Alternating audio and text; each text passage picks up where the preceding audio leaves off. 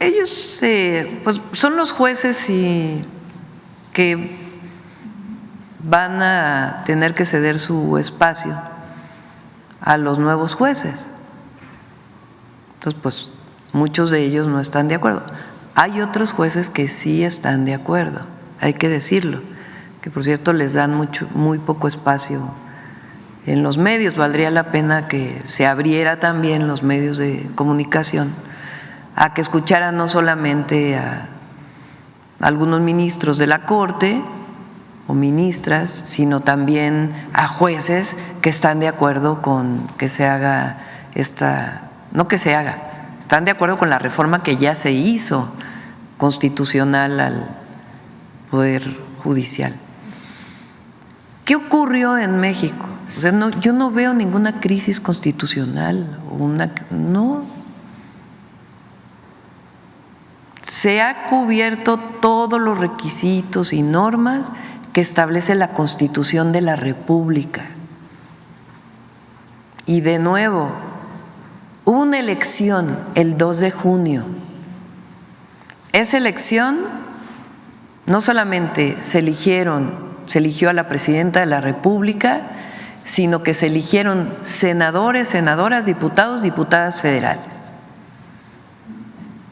A ver si tienes cuántos ganó la coalición, que lo presentamos el otro día. Porque todavía hay comentócratas que hablan de la sobrerepresentación. Entonces, se eligen los de mayoría. ¿Qué quiere decir el de mayoría? El que gana en su distrito. Y después esos son 300 distritos electorales, diputados. Senadores son 2 senadores que se eligen, que tienen la mayoría, y un tercero que es la primera minoría. Y después hay una lista por cada partido político. En el caso de los diputados son 300 diputados de mayoría y luego se reparten 200 curules en diputados llamados plurinominales o de representación proporcional. ¿Cómo se reparten esos 200 diputados? Con una regla clara que está establecida en la Ley Federal de Procedimientos Electorales.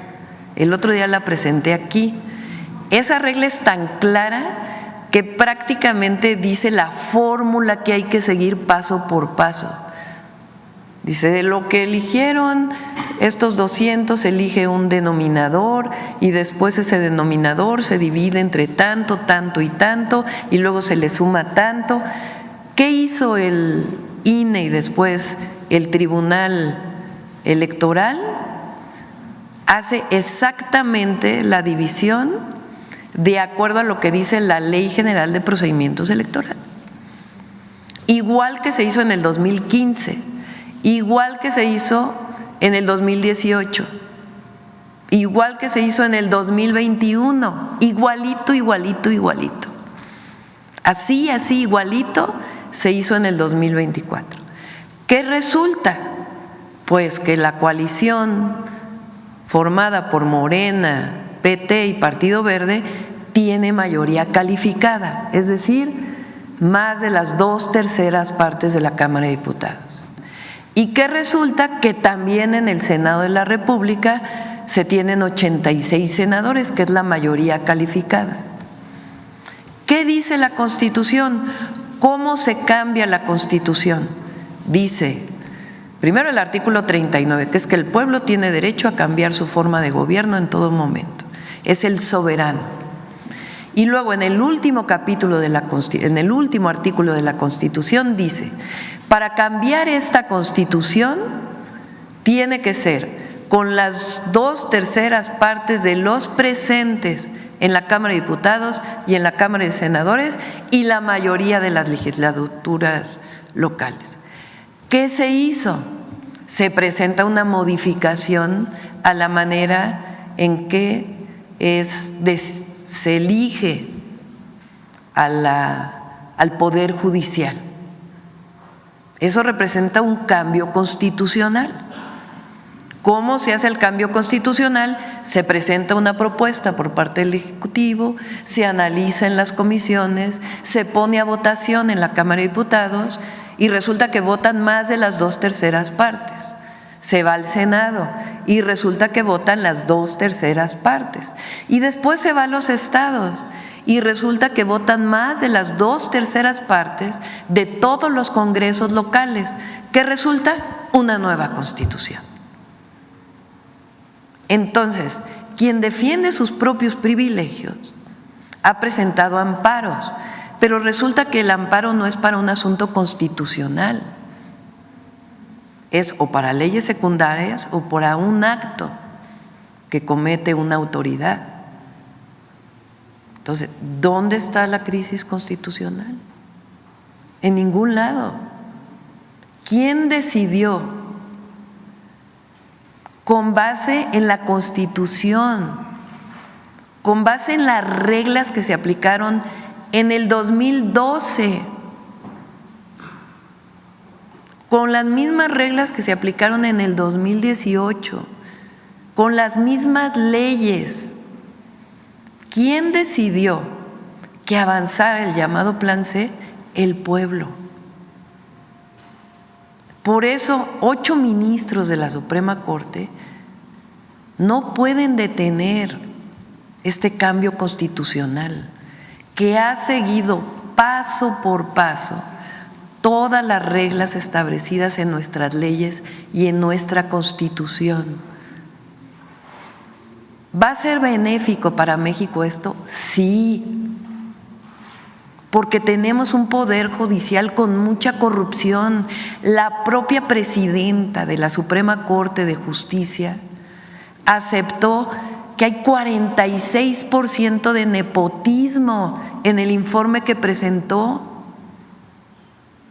Imagínense, eso quiere decir que la manera en que se distribuyen los puestos en el Poder Judicial es por el hermano, por el primo,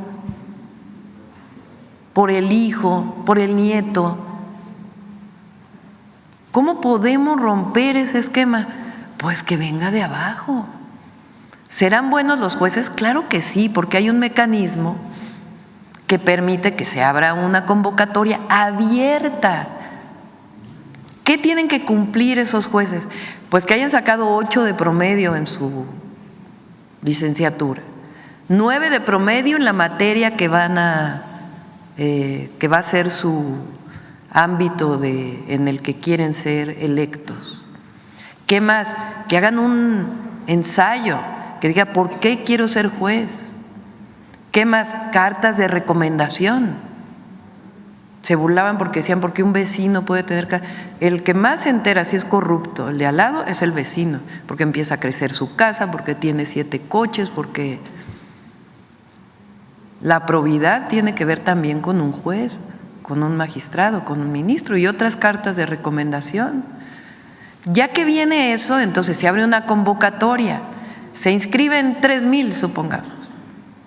De esos 3,000 que se inscriben, pues entonces hay un comité en el Ejecutivo, un comité en el Legislativo y un comité en el Judicial. ¿Quién nombra ese comité? Nos va a tocar en el Ejecutivo nombrarlo a nosotros. ¿A quién vamos a poner en ese comité? Pues abogados de buen prestigio, que tengan reconocimiento también por su probidad y también que representen los intereses del pueblo y de la nación. Ellos, permítame que termine porque sí, claro, es importante que se… Entonces se hace entonces primero se va a revisar, ¿cumple o no cumple? Que presentó su título y su título de maestría, pues primero hay que revisar si sí son válidos esos títulos, que si sacaron las calificaciones, pues hay que revisarlo, se revisan las cartas, a partir de ahí se hace una primera selección. Después de esa selección, este comité puede entrevistarlos. A ver, te voy a entrevistar. ¿Por qué quieres ser juez? ¿Qué sabes de la materia penal? Y de ahí pues se selecciona otro grupo. supónganse que de un magistrado, de un ministro, salen 6 finalistas. De esos 6 finalistas se hace una tómbola para que sean 3 los que se vayan a la elección. ¿De dónde dicen que Morena va a poner a sus jueces? No, lo que pasa ahora es que es una corruptela tremenda. Entonces, al venir de abajo de un proceso distinto, pues obviamente vamos a tener un mejor poder judicial. Ahora, llevan casi 3 meses en paro,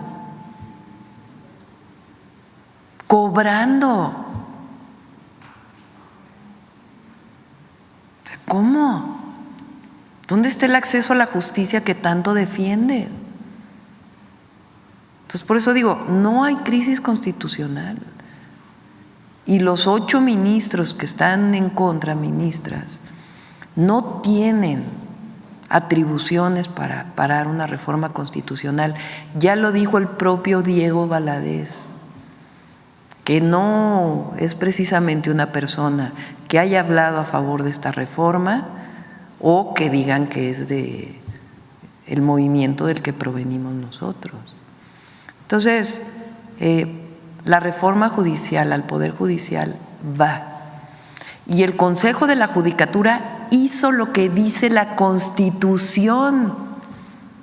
La Constitución mandata al Consejo de la Judicatura para enviar las vacantes, el número de jueces, magistrados y ministros, o magistrados y jueces. Es un mandato constitucional. ¿De dónde están faltando los 4 que votaron a favor de enviar esta lista? ¿Actuando en contra de qué? Si es un mandato de la Constitución que viene de este proceso de elección. ¿Considera entonces que el Consejo de la Judicatura no desacató entonces suspensiones judiciales? No, porque es un mandato constitucional. Ellos saben que por encima de la Carta Magna no hay nada. Entonces, están cumpliendo con lo que le mandata la Constitución.